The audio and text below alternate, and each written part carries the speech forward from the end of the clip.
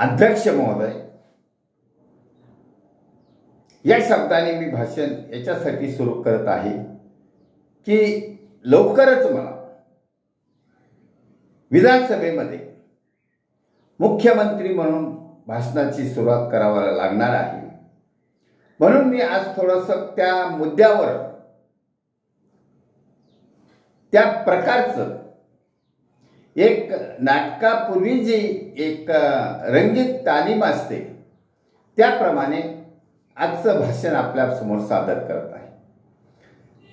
हे जग चालवणार, देश चालवणार, समाज चालवणार एक शक्ती असते, अज्ञात शक्ती.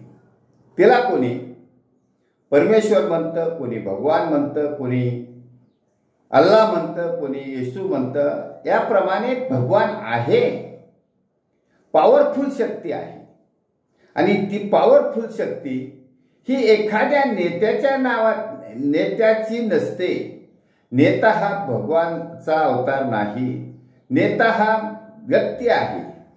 परंतु हा भगवान, जो भगवान आपण म्हणतो, परमेश्वर म्हणतो, तो माणसाच्या हृदयात वसलेला असतो. प्रत्येक माणसाच्या हृदयात वसलेला असतो.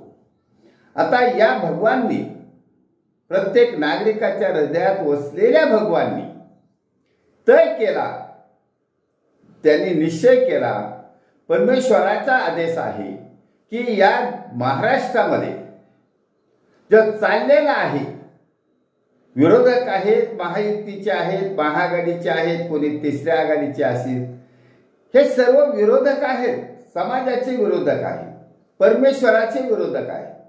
त्यांना स्वतःला अहंकार आहे की आम्ही सत्तेवर आहोत. पण तो अहंकार आहे, गर्व आहे. गर्व हा हरण होत असतो. त्यासाठी रामायण महाभारतातला विषय घेतला तर त्यामध्ये रामायणामध्ये रावणाला गर्व झाला होता, तसाच महाभारतामध्ये कौरवांना गर्व झाला होता, परंतु त्याचं हरण झालं. तसं आता या महाराष्ट्राच्या विधानसभेमध्ये होणार आहे, हरण होणार आहे. तुमच्या गर्वाचं हरण होणार आहे. जे स्वतःला नेता म्हणून समजतात आणि ते पैशाच्या जोरावर निवडून येण्याची जी प्रोसिजर अवलंबितात, तिचं गर्व हरण होणार आहे.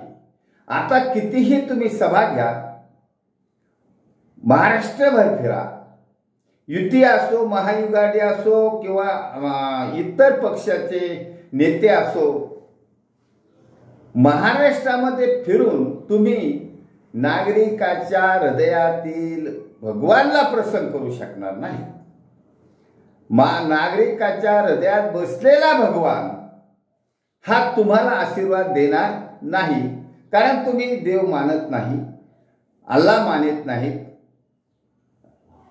येशूला मानत नाही. तुम्ही कोणालाही मानत नसल्यामुळे तुम्हाला तो भगवान पावणार नाही. मग वसलेला भगवान कोण? हृदयात असलेला भगवान हा आम आदमी, सामान्य नागरिक. प्रत्येक नागरिकाच्या हृदयामध्ये परमेश्वराचा वास आहे आणि तो वास देशभक्त आणि इमानदार उमेदवाराला आशीर्वाद देणार आहे. तोच नागरिक इमानदार आणि देशभक्त. आता इमानदार आणि देशभक्ताची व्याख्या अशी आहे की सैनिक समाज पार्टीचा प्रत्येक सिटीजन सोल्जर हा देशभक्तच आहे. म्हणजे देशाची सेवा केली म्हणजे भगवानची सेवा केली, देशाची सेवा केली म्हणजे परमेश्वराची सेवा केली. त्यामुळे हा देशभक्त शब्द उसना घेतलेला नाही, त्याची आम्ही सेवा केली आहे म्हणून देशभक्त आहे. दुसरी गोष्ट, या सैनिक समाज पार्टीच्या प्रत्येक उमेदवारामध्ये, मग तो फौजी असो किंवा शेतकरी असो किंवा आम समाजातला नागरिक असो, तो इमानदारच आहे. तो इमानदारच आहे कारण तो इमानदारीने जीवन जगत आहे, परमेश्वराची सेवा करून जीवन जगत आहे. म्हणून हे दोन ज्या कॅटेगरीज आहेत, दोन कॅटेगरी ज्या आहेत, देशभक्त आणि इमानदार, या विषयावर सामान्य मतदार या दोन विषयावर सामान्य मतदार सैनिक समाज पार्टीच्या तिकिटावर उभे राहणाऱ्या उमेदवारांना 288 उमेदवारांना अल्प खर्चात निवडून देणार आहे। तोच परमेश्वराचा अंगारा आहे, अंगारा। त्यामुळे परमेश्वर हा सैनिक समाज पार्टीच्या उमेदवारावर असल्यामुळे सैनिक समाज पार्टीचे 200+ आमदार निवडून येणार आहे। 200 मिनिमम, 288 मॅक्झिमम। हा परमेश्वराचा आशीर्वाद आहे, परमेश्वराची कृपा आहे आणि त्यासाठी सैनिक समाज पार्टी ही आम समाजातल्या नागरिकाच्या मतदाराच्या हृदयात बसलेल्या परमेश्वराची प्रार्थना करत आहे आणि तो परमेश्वर नक्कीच सैनिक समाज पार्टीच्या उमेदवारांना निवडून देणार आहे आणि छत्रपती शिवाजी महाराजांच्या रयतेच्या राज्याची पुनरावृत्ती करण्यासाठी सैनिक समाज पार्टीचे 200+ आमदार निवडून येऊन विधानसभेमध्ये स्वच्छ सरकार देणारच आहे।